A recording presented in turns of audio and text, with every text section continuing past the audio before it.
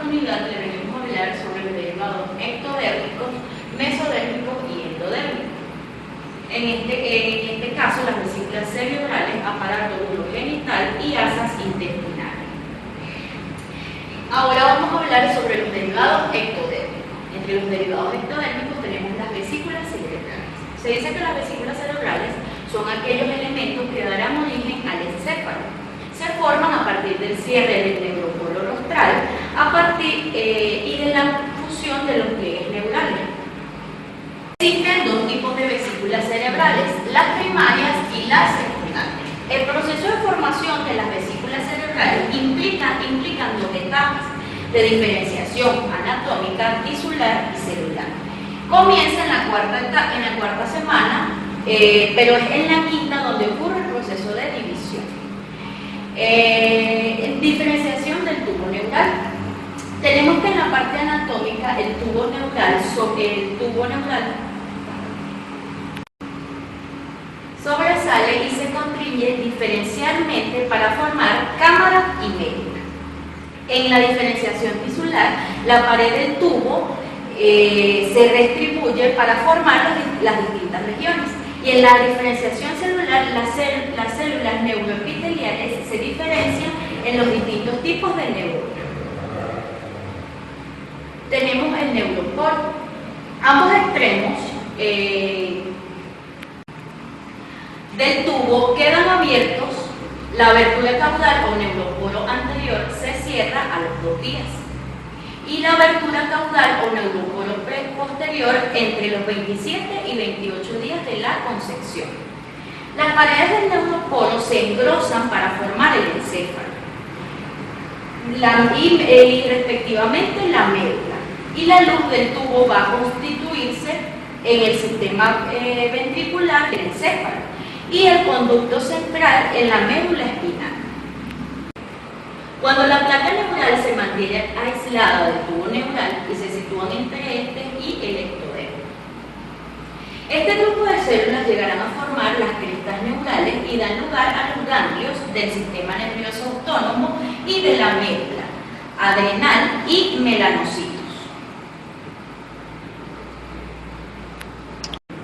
Seguimos con los derivados ectodérmicos. En esta manera vamos a presentarles las vesículas primarias y secundarias. En las vesículas primarias tenemos que el prosencéfalo forma el cerebro anterior, en el mesencéfalo se forma el cerebro medio, en el romboencéfalo se forma el cerebro posterior. Y en las vesículas secundarias tenemos que el telencéfalo, el diencéfalo, mesencéfalo, metaencéfalo, que forma puente y cerebelos, y mielencéfalo, que forma el bulbo raquídeo. A continuación, vamos a hablar sobre los derivados mesodérmicos, en este caso el aparato urogenital. El aparato urinario en el hombre se desarrolla a partir del mesodermo interno, del epitelio celórico y de la córnea. Está formado por una serie de órganos que, teniendo un origen embrionario común, van a diferenciarse en sistema urinario, ¿verdad?, y en sistema genital. Son con funciones diferentes, pero que comparten estrecha relación anatómica. Con respecto a su anatomía, se puede diferenciar que el aparato urogenital se divide en aparato urinario y aparato, que es el aparato excretor, y el aparato genital, que es el reproductor. Estos sistemas están asociados estrechamente desde el punto de vista embriológico, pero que cumplen funciones muy distintas. El aparato urinario y el genital pueden considerarse como uno solo. De hecho, ambos se originan en células mesodérmicas intermedias y ambos tienen relación con la cloaca. En el sistema urinario se reconocen 3 capas sucesivas, entre las que tenemos los pronephros, que se dan desde el día 20 hasta el día 30, los mesonephros, que se dan desde el día 26 hasta la 4ª semana, y los metanephros desde la 5ª semana en adelante.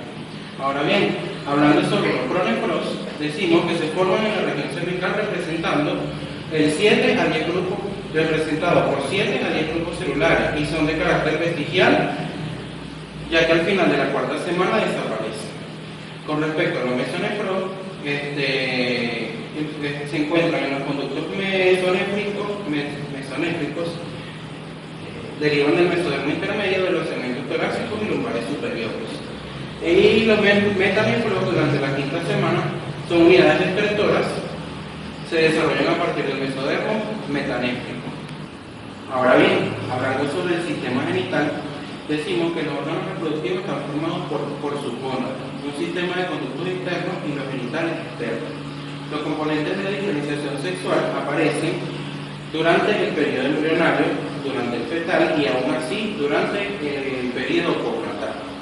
Tenemos entonces que el desarrollo sexual se diferencia en 6 grupos o 6 etapas, como lo podemos ver: sexo genético, gonadal, hormonal, fenotípico, legal y psicológico. Con respecto al sexo genético, se puede detectar por la presencia de la cromatina sexual. Con respecto al sexo gonadal, se refiere a las diferencias histológicas que se pueden evidenciar. Con respecto al sexo hormonal, se relaciona con los cambios que tienen lugar debido a la producción y acción de las hormonas. El sexo fenotípico, también conocido como sexo somático, se reconoce por el aspecto externo. El sexo legal, certificado de nacimiento declarado por el médico. Y el sexo psicológico, más tarde, otros aspectos se toman importantes: el sexo asignado, como el primario, y el nacimiento y el sexo adoptado. Seguidamente hablaremos de los derivados ectodérmicos. En este caso hablaremos sobre las asas intestinales. El estudio del sistema digestivo comprende o está comprendido con respecto al intestino primitivo y a lo que este da lugar posteriormente, que se va a formar, a lo que se refiere al intestino anterior, medio y posterior, con sus estructuras y órganos correspondientes. Con respecto al intestino primitivo, debido a su plegamiento del embrión, durante la cuarta semana, el saco vitelino revestido por endodermo queda en el interior del embrión, dando lugar al intestino primitivo. Solo una parte del saco vitelino y el alantoides queda fuera del cuerpo del embrión. El intestino primitivo posteriormente va a dar lugar a lo que se refiere al intestino anterior, medio y posterior. El intestino anterior se va a dividir en porción cefálica o faringea, que se extiende desde la membrana bucofaringea hasta el divertículo traqueobranquial o respiratorio. Porción caudal, que se extiende desde el divertículo respiratorio hasta el emboso o yema hepática. Intestino medio, desde el emboso hepático, va a constar comprendido desde el emboso hepático hasta la unión de 2/3 derechos con el tercio izquierdo del colon transverso. Y el intestino posterior, desde el tercio izquierdo del colon transverso hasta la membrana cloacal. Con esto culminamos la clase. Por su atención, espero que esta información les sirva de mucha ayuda.